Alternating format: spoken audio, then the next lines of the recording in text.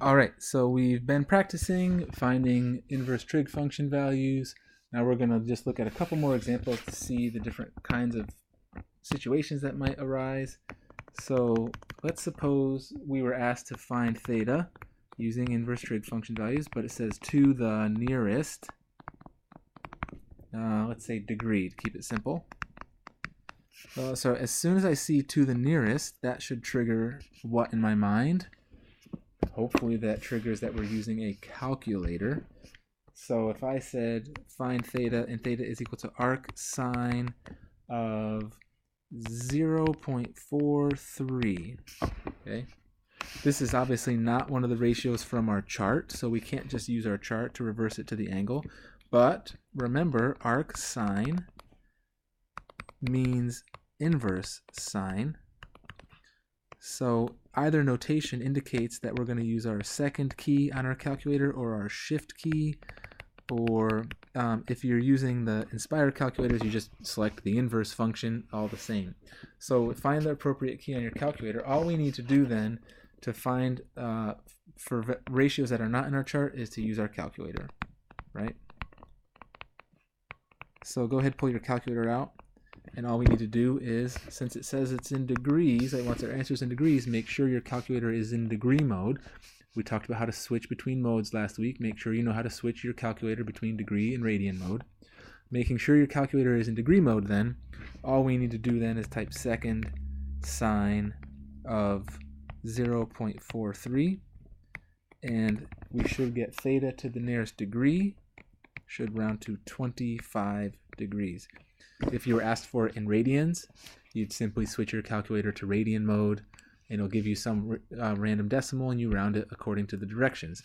Okay, this would be probably something like 0.4-ish or whatever in that range if you were in radian mode. But this asks for degrees, so we'll leave it in degrees.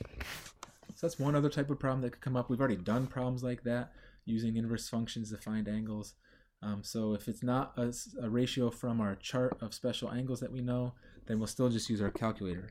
The last type of problem that we might see is if we start combining inverse trig functions and regular trig functions and doing composition of functions here. So let's find some more exact values. Again, when I see exact value, that should immediately trigger that I will not be using a calculator. No calculator necessary. But what if we had a problem like cosine of arc sine of 1/2?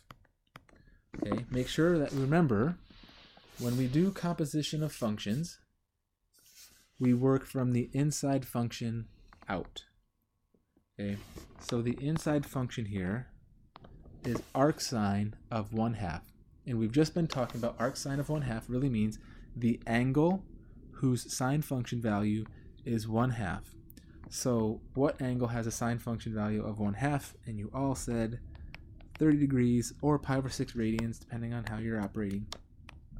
30 degrees. So now we'll apply that into the outer function, and we'll take cosine of 30 degrees. And what is the cosine of 30 degrees? That is the square root of 3 over 2. That's our exact value, and we're done. So nothing really new here. Just practice using composition of functions to do multiple steps here, basically. Here's an interesting one. Hopefully we can catch on to an important pattern here.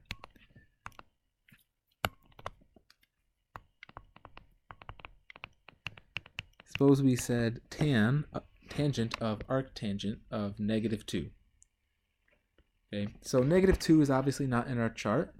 So we might say, oh, all right, well, I'm going to pull out my calculator, and then I'm going to do inverse tangent or second tangent of -2, and you'll get some wacky decimal, and then you'll take tangent of that decimal, and you'll see what you come back to. Okay, and if you do that, hopefully you're going to find, if you do that correctly, you will find that the answer ends up being -2. So what's actually happening here? Remember, the idea of a function is it takes an x value to a y value, and the idea of the inverse function is it takes the y value back to the x value. So if I take f of f inverse, say, of any number, doesn't really matter. The point is 2 would go to some x value, but that x value would come back to 2, right? It'd be the same value that you started with.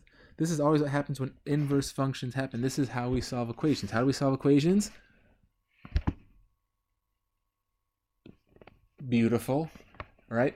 And the middle phrase there was by performing inverse operations. The whole point is when you perform inverse operations, you get numbers to drop out, to cancel, because inverse operations undo each other. Right? So inverse operations undo each other. In other words, inverse operations cancel each other.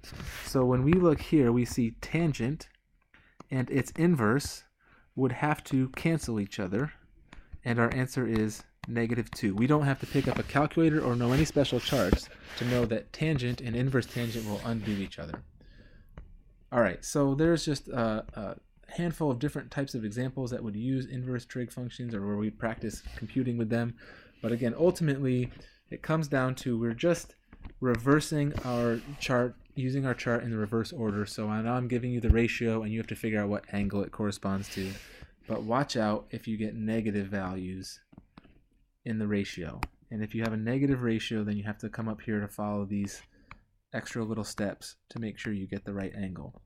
All right, so that kind of felt like a lot, but I think you'll find the homework isn't too difficult, and it'll end up going pretty quickly. That homework is going to be page 423 in your homework packet, so go ahead and get to work on that with whatever time you have left. And that is it.